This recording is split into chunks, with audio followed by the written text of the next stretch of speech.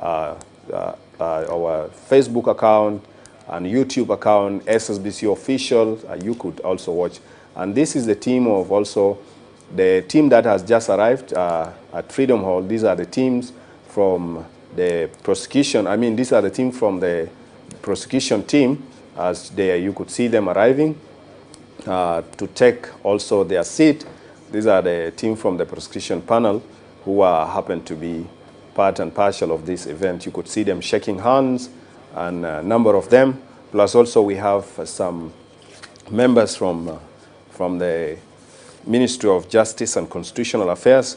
These are actually people who happen to be supporting this process to ensure it went on successful. The next thing is that viewers, to remind you that last week, of course, the prosecution team submitted a strong point defending their ground based on the objections of the defense team, saying the court is not actually legal, the court is not based on jurisdiction, among others, but the team from the prosecution side submitted a report accepting or telling the people that they are actually ready, and they are optimistic that, and also committed that this court, this special court, is the right place where the accused are supposed to be tried. This shows that, of course, this shows the credibility, fairness, and shows openness and also impartiality of the court proceeding, has always been said by a number of times by the judicial or by the jurists headed by Dr. James Deng Alala. And then we have Stephen Simon, Justice Isaac Pour Majak, among others. The prosecution team, of course, last week, they have all get together, and then that's what happened. Today, the presiding over judge will be able to determine, they will pass judgment on the next move of the process. Of course, this is a judiciary on trial process, which determines the established special court, whether it is competent according to what the defense team are saying, but then the also prosecution team say it is confidence. With that, viewers, continue to stay tuned, and we're going to relay to Freedom Hall, and then let's get to hear what's happening down on the ground, as our reporters are also there. We have a number of them. As you could see, both the prosecution team and defense team are already on the ground. Let's have a few intake from what is happening at the courtroom at Freedom Hall.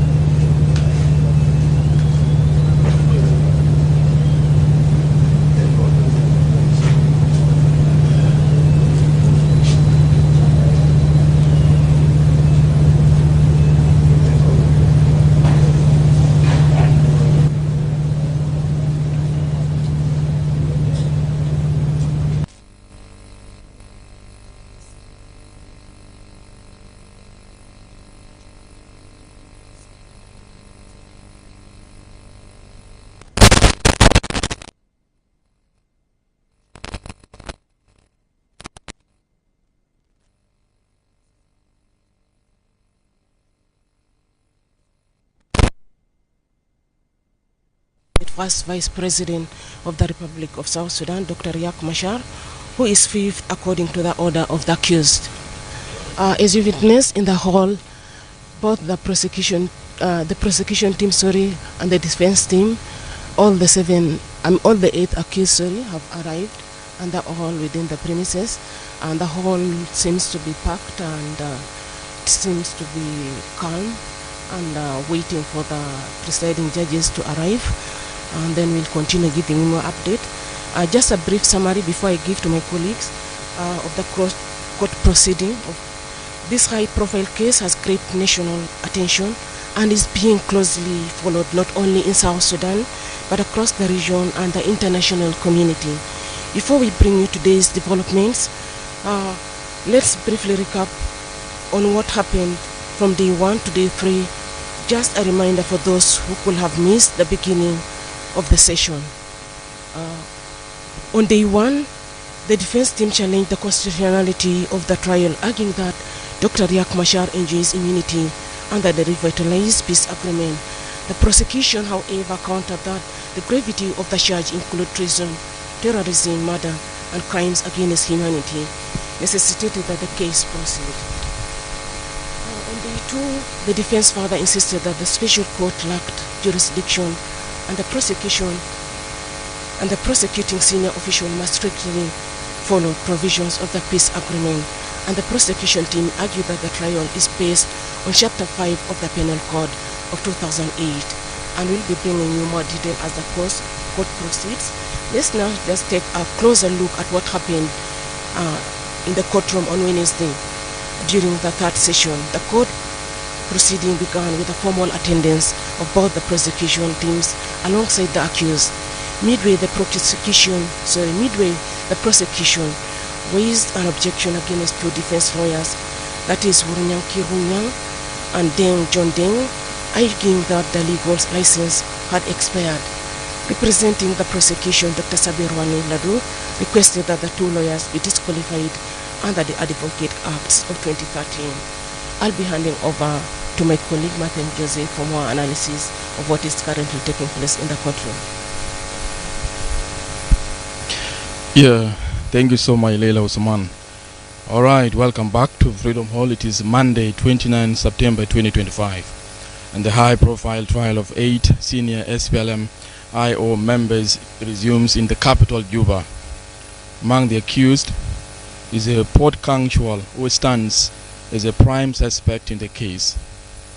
The defendants face serious charges including terrorism, conspiracy, and multiple counts of murder, all brought under the 2008 Penal Code Act. This marks the 4th court session in what is already being described as the most significant legal proceeding since independence of the country. Last week's session saw the prosecution shift focus from the core charges to challenge the composition of the defense legal team. In a heated submission, the prosecution objected to the participation of the 2 unlicensed advocates, arguing their presence violates the Advocates Act of 2013, which mandates formal registration before any legal practice in court. The prosecution asked the court to expel the 2 individuals from entering the courtroom, urging their inclusion undermines the integrity and legality of the proceedings. The move sparked a flurry of written submissions from both sides, prompting the court to adjourn until today, Monday, 29 September 2025, allowing time for the judges to carefully study the arguments before delivering a ruling on the matter. Now the court reconvenes. All eyes turn to the panel of judges who are expected to address the procedural objections before any further progress can be made on the substantial charges. The courtroom is filled to the brim with high-ranking SPLM-IO officials, international and national observers, legal scholars, and curious citizens packed into the gallery. Packing into the gallery, the weight of the moment is palpable, not just for the fate of the accused, but the credibility of the country's legal system and its journey towards justice and the rule of law.